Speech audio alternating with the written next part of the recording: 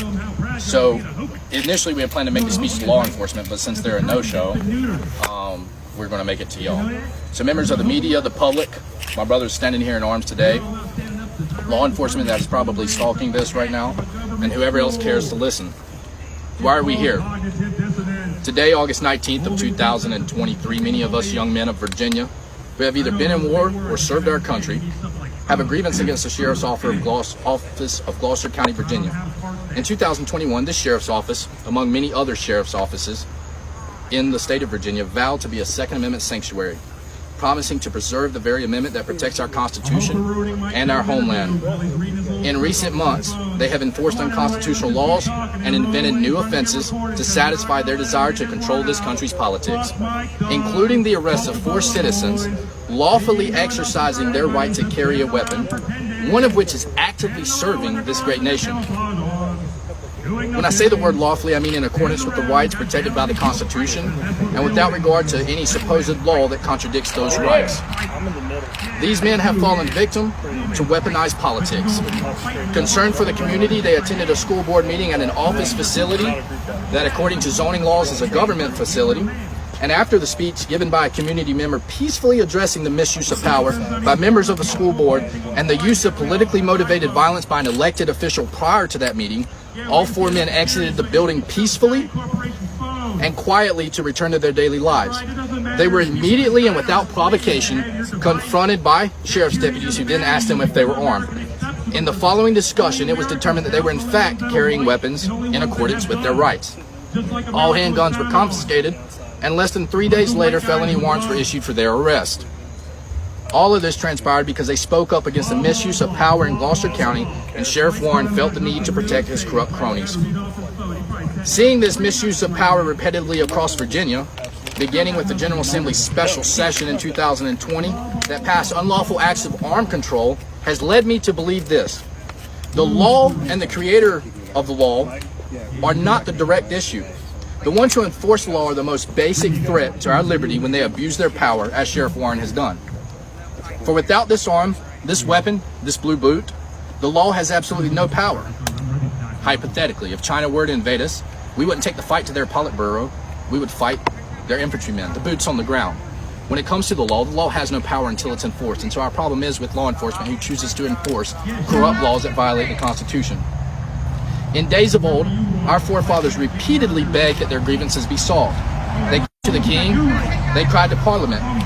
The king answered by deploying troops to occupy homes, steal arms and money, and murder dissidents and protesters, as we see repeatedly across the U.S. today.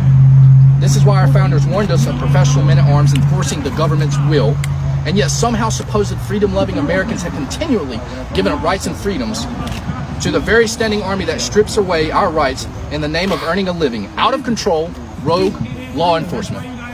Today I'm not here to beg, and I am not here to cry. I'm not here to question their authority. I'm here to completely and unequivocally deny the very legitimacy of its existence.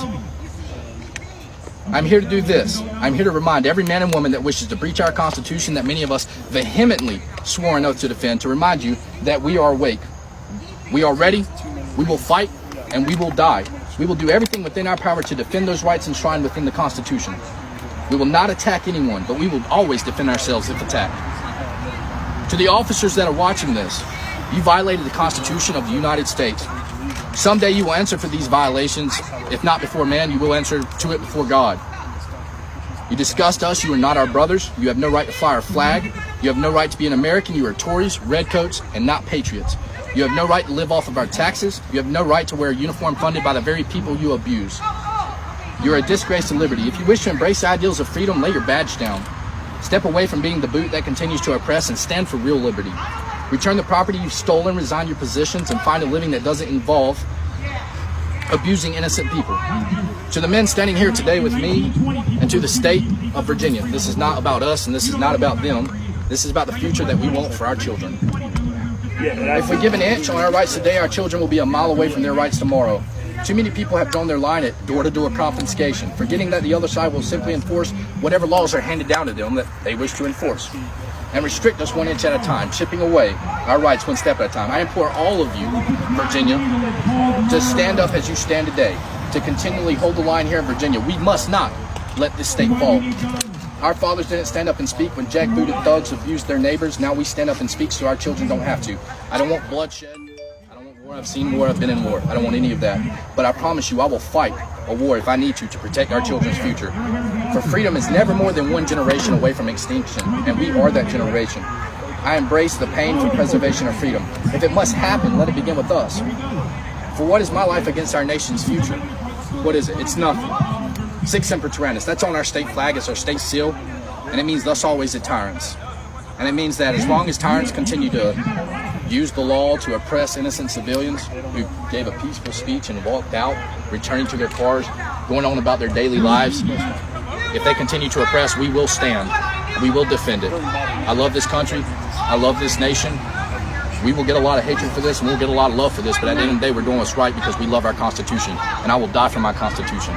I am sick of being tread on. I am sick of the fact that our fathers did not stand up. And so now we have to, so our children don't. And so I implore the state of Virginia, stand now. It's on you. Stand up. Sic Semper Tyrannis, thus always the tyrants. Thank you.